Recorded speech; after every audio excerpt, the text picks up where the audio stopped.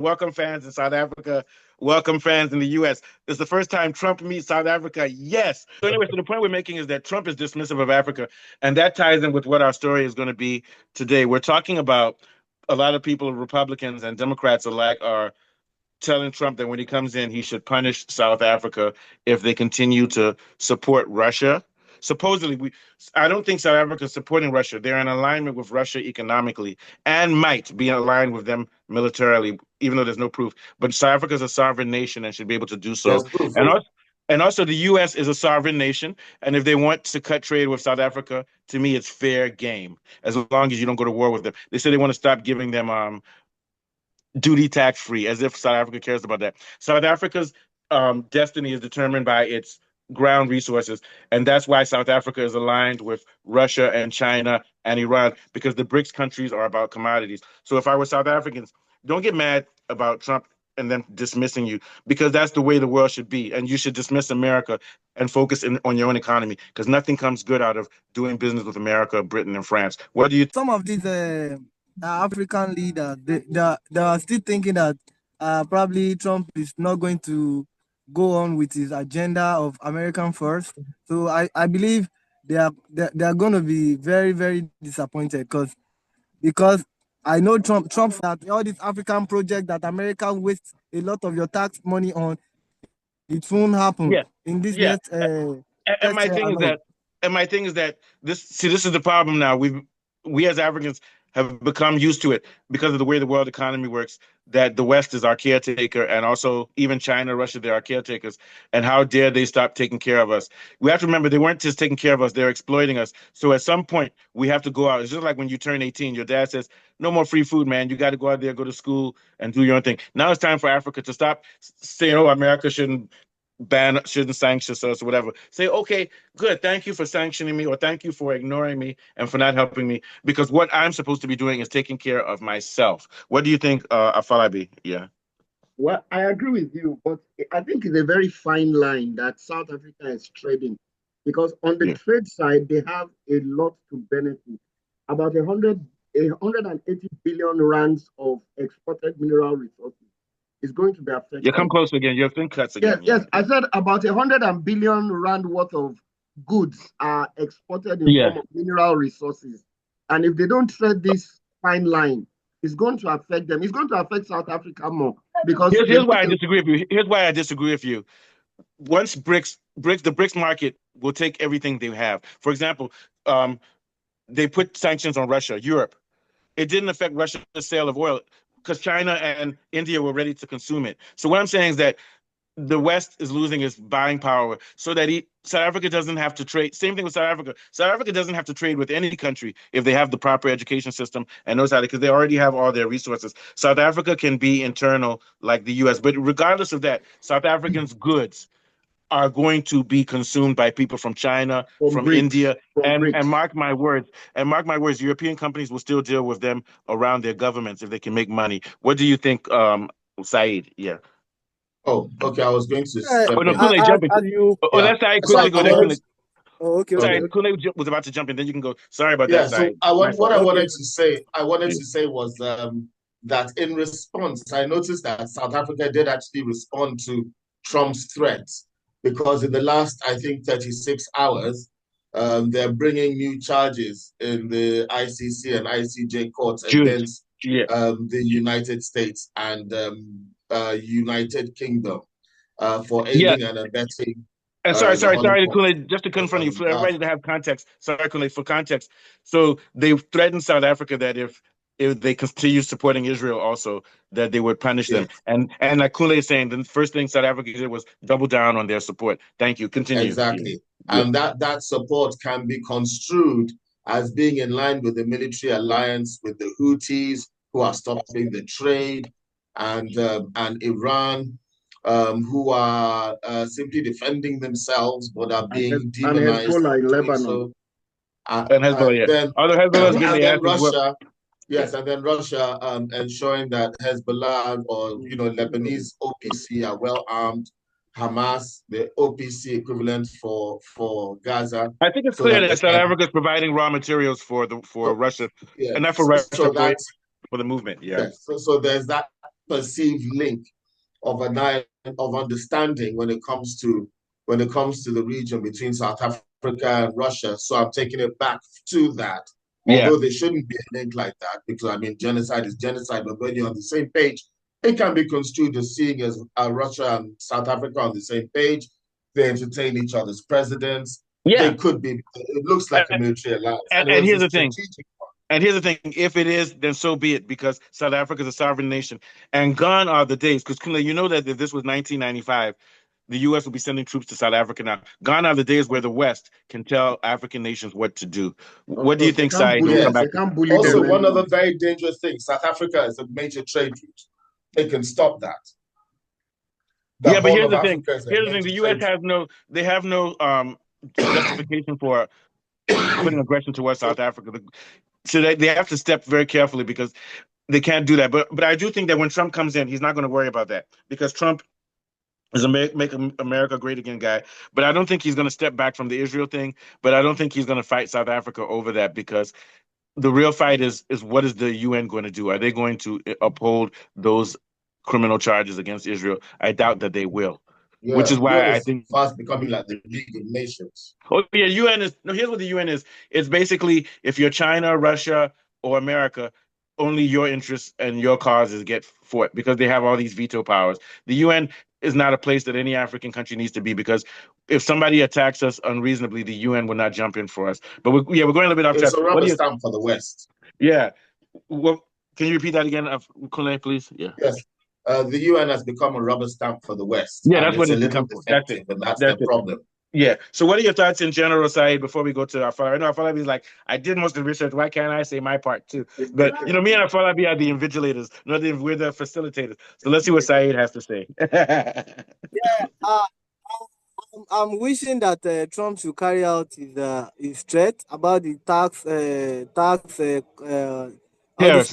he said he's going to do. I think on the Canada and on the Mexico and the African leader, I want him to shake everywhere, in short, because let me like as everything is going now, we can't just continue like we need someone to just put all these African leaders on their toes. Like, they are not going to be getting the freebies. They are always. Yeah, but here's the thing. But I don't think. But my own point is that we shouldn't even be dancing to their tune.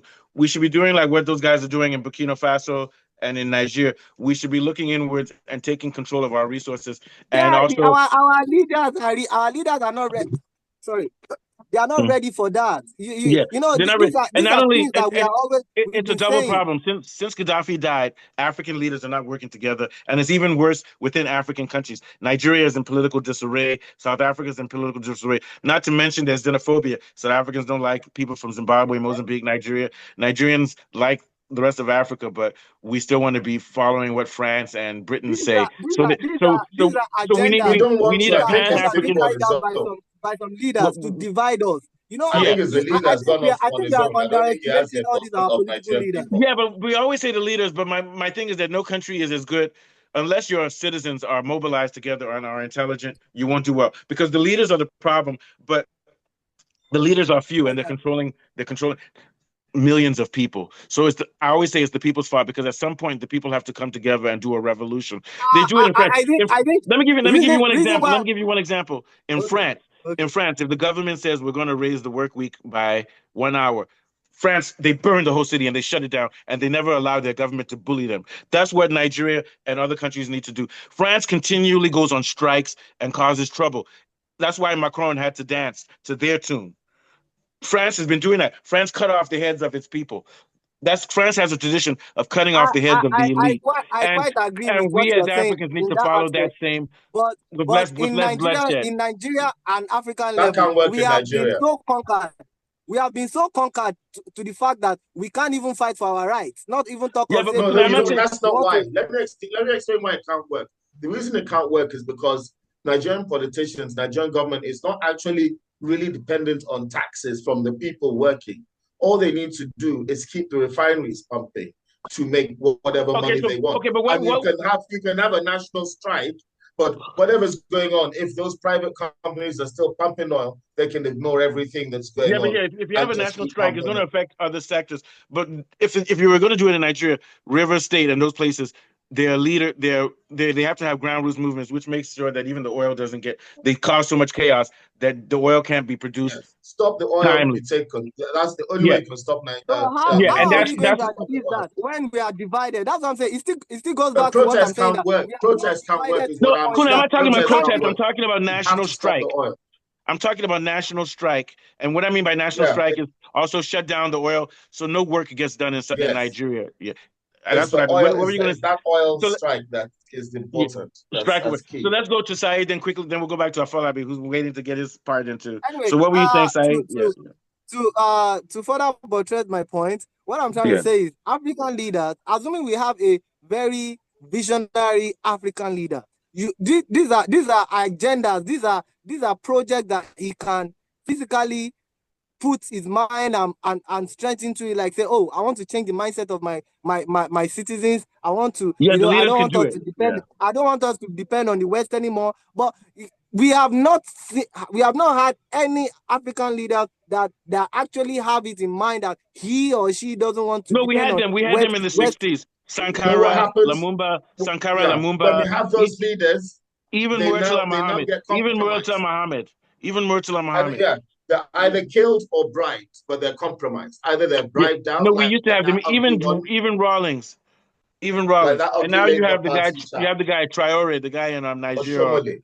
or Burkina Faso. Yeah. So, but we need more of them. But we also need student movement all over Nigeria, all over the world. We need our young people, our educated kids studying philosophy, law, and political science. They need to become activists. So we also need more activists in Nigeria.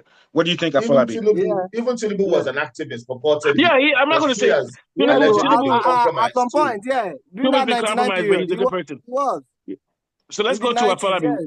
What do you say, Afolabi? Then we'll go to Yeah, Saeed. yeah. What I feel is that I think the US would have to shift their stance by adjusting their policy and begin to negotiate, because like you rightly mentioned, exports to US now will now be shifted to the BRICS nations.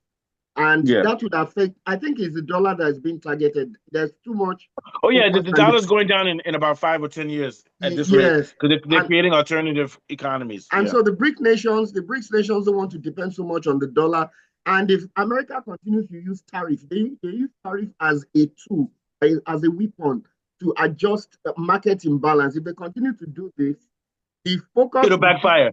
It will backfire on them. The focus will be exports to, the BRICS nations, and it will affect the volatility of financial markets in America. Yeah. And they will have to. China is now the manufacturing giant, not America. Who? China is now number one. Yeah, China. No, but they have the manpower. They have the manpower. They have the manpower. America doesn't have the manpower that China has. And also, American labor is too expensive. And American labor is too just expensive. has guns. China has money. Yeah. It's guns and butter. China has butter, America. And right now, if you look at the direction of technology, especially in AI, China is beginning to overtake the US. So America needs to tread carefully in all these things so that there can be a balance. Beginning.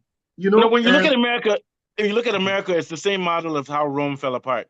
So a place with a lot of potential, but because of corruption, it fell apart. And because of you can't be a hegemon. Roman Empire.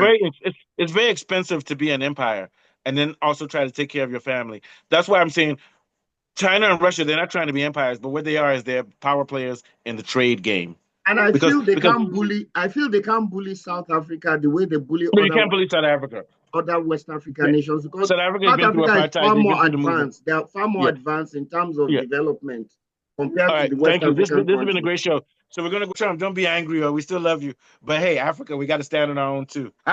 Go ahead, Saeed. I was saying, I feel tariffs should not be used as a weaponized tool to balance trade, especially when you are trying to protect your own interests. Some of those exporting to your countries can shift their markets. They are ready-made markets. And like I said, South Africa is quite advanced economically compared to the West African countries.